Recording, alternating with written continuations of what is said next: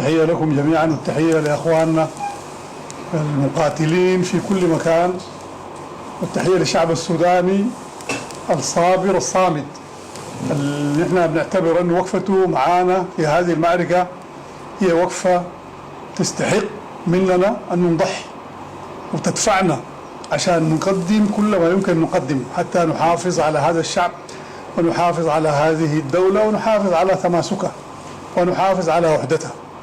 تحية لكل المجموعات اللي بتقاتل مع القوات المسلحة. القوات المسلحة ما بتقاتل وحدها، نقاتل معها الشعب السوداني، نقاتل معها اخواننا اللي انضموا لنا من اتفاق سلام جوبا، نقاتل معنا جموع الشعب السوداني اللي انضوت تحت كيانات كثيرة.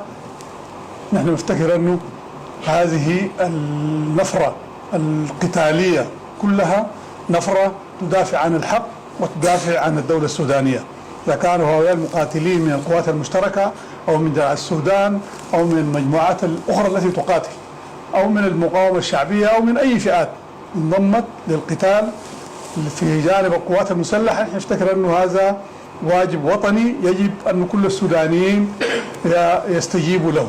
لذلك دوما نكرر أنه كل زول قادر أنه يدافع عن هذه الدولة ويحمل السلاح ينضم فورا إلى جبهات القتال المختلفة. ما عندنا حدود، ما عندنا شيء ما بنمنع الناس أنه يجوا أبدا يقاتلوا معنا.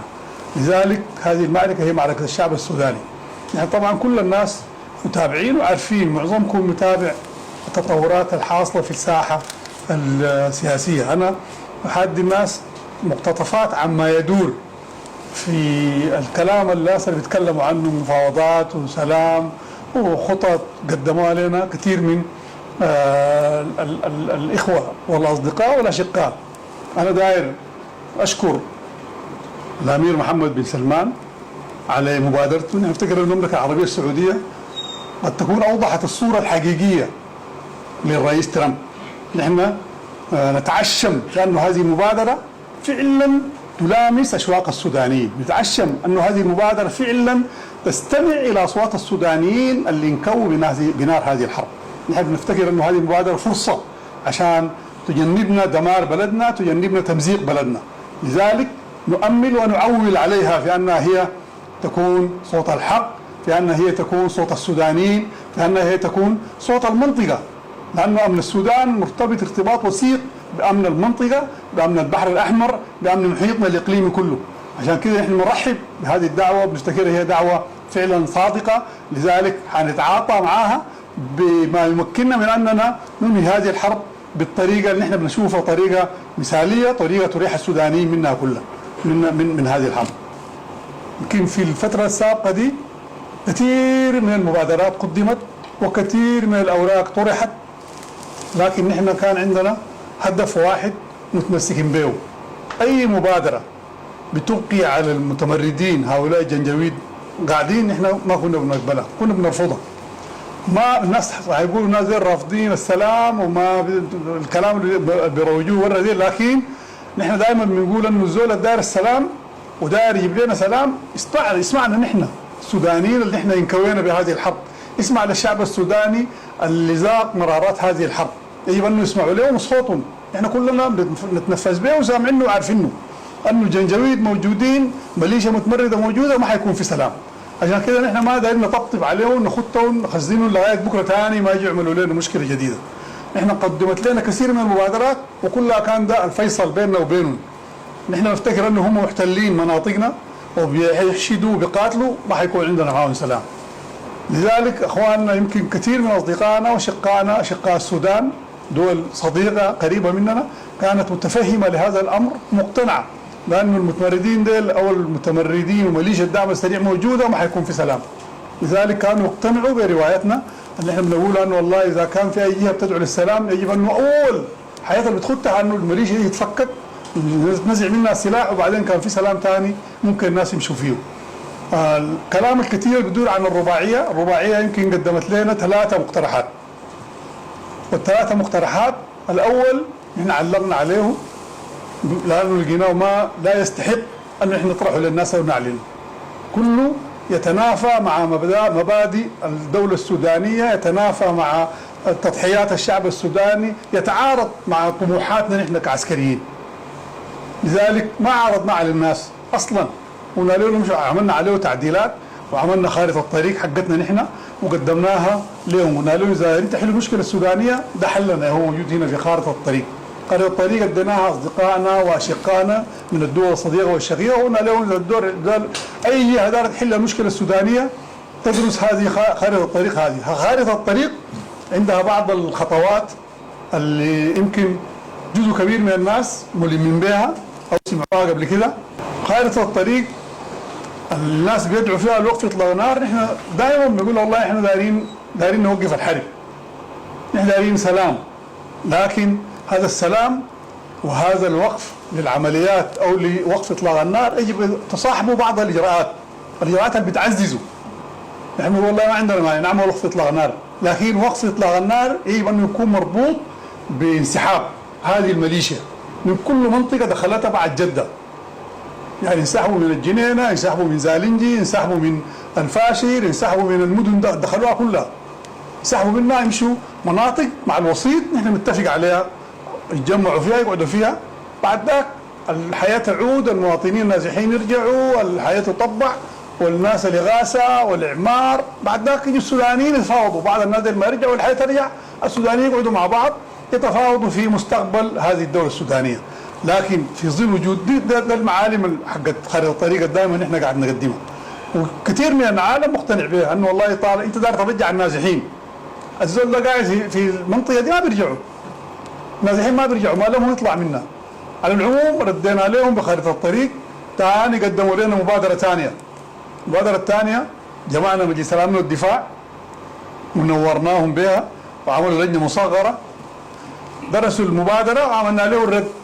الرد ما اختلف، فيه كثير من الملامح بتاعت الخطة حقتنا اللي قدمناها: انسحاب، تجميع في مناطق محددة، تطبيع الحياة، وعودة النازحين واللاجئين، إعادة الإعمار، الحوار السوداني.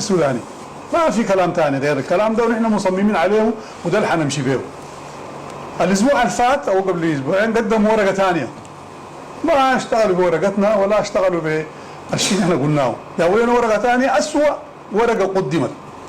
هذه الورقه تلغي وجود القوات المسلحه، هذه الورقه تطالب بحل الاجهزه الامنيه، هذه الورقه تبقي الميليشيا قاعده في محلتها، هذه الورقه ورقه سيئه نحن ما بنقبلها، وبنفتكر انه الوساطه اذا كانت ماشيه في هذا المنحى ان نعتبرها وساطه غير محايده، وبالذات مبعوث او مندوب الرئيس الامريكي مزعت بولس. هذا المزعت بولس يتحدث معنا وكانه هو لا يفرض علينا بعض الفروض. نحن نخشى انه هو يكون عقبه في سبيل السلام اللي نحن كلنا دايرينه والسودانيين دايرينه. مزعت بولس بيهدد انه والله انتم قاعد تمنعوا الاغاثه، انتم استخدمتوا اسلحه كيميائيه، وكانه داير يفرض علينا حاجه ورقته القدمه دي احنا بنقول له ورقتك دي غير مقبوله. اذا انت داير حل وداير المشكله السودانيه تحل ارجع لخارطه الطريق اللي احنا قدمناها. ما في زول في السودان بيقبل ثاني المتمردين ده يكونوا قاعدين والله يكونوا جزء من اي دوله سودانيه، والله يكونوا جزء من اي حل في المستقبل، مش المتمردين براهم، اي زول داعم ثاني. والكلام ده بنكرره له ونقوله له ان انت داير الحل تعال بطريقه ايجابيه وطريقه كويسه. وهو يمكن في النهايه نحن كلنا متابعتنا لتصريحاته الاخيره اللي قالها دي تصريحات هي صوره من ابواغ للميليشيا وابواغ لصمود وابواغ لتاسيس، تتحدث بلسانه وتتحدث بلسان الامارات، لانه يقول بقرر في مستقبل العمليه السياسيه. انت اذا قلت الحوار هو سوداني، كيف تقول الحوار ده يفضي الى الاتي؟ حل الاجهزه الامنيه والعسكريه، كلام يعني ما في زول بيقبله. نحن انا لما قريته استغربت في انه هو هذا الشخص يتكلم بهذه الصوره كيف؟ لكن كده رفضنا عليه ورقته دي، قلنا له ورقتك دي لا تغني ولا تسمن من جوع. لجنتنا ثاني القديمه راجعت اللجان، جبناها راجعت الورقه السابقه وقاعده قريتها وطلعتها كلها غير مقبوله ولا يعتد بها. نحن طبعا عندنا اصدقاء السودان واشقاء السودان ما قلت لكم متضامنين معانا وافتكروا انه الحل في نهايه هذه الميليشيا. عشان كده الناس نحن دايرين نوري الناس انه والله الكلام اللي بتسمعوه انه والله في اتفاق وفي مفاوضات، اي اتفاق او مفاوضات ما لم تفضي الى سلام حقيقي ينهي ازمه السودانيين من خلال انهاء وجود هذه الميليشيا ما حيكون في اي طريقه لاي سلام واي كلام. نحن صحيح اي دعوه للسلام نحن بنرحب بها، اي زول داير يقول داير سلام بنقول له حبابك تعال، نحن دايرين السلام. لكن السلام ما بشيل الميليشيا يطبطب عليها ويخزينا لنا عشان بكره ثاني تيجي تنقلب علينا، ولا عشان بكره ثاني تيجي حرب ثانيه. نحن بتجاربنا السابقه في وقف اطلاق النار الاولاني كان في جده، نحن بنقيف وكتفين الميليشيا بتحشد وتجند وتحاصر في فترات وقف اطلاق النار. لذلك نحن وقف اطلاق نار وميليشيا قاعده حايمه حره زي دي ما بنقبلها. ونحن كلنا شفنا الشيء اللي عملوه في الفاشر، واللي عملوه في أبارة، واللي عملوه في النهود، واللي عملوه في ميون درمان هنا والسراحة والدنورة وكل مدن السودان اللي دخلوها عملوا فيها فظائع لا تقل عن ما ارتكبوه في الجنينة وفي الفاشر وفي حتات كثيرة الناس ما عارفينها. لذلك هذه الميليشيا غير مرحب بها، ولا أظن هنالك من يؤمن بأنه يمكن أنها تكون جزء من مستقبل السودان. هذه رسالة واضحة نحن نقولها للرباعية.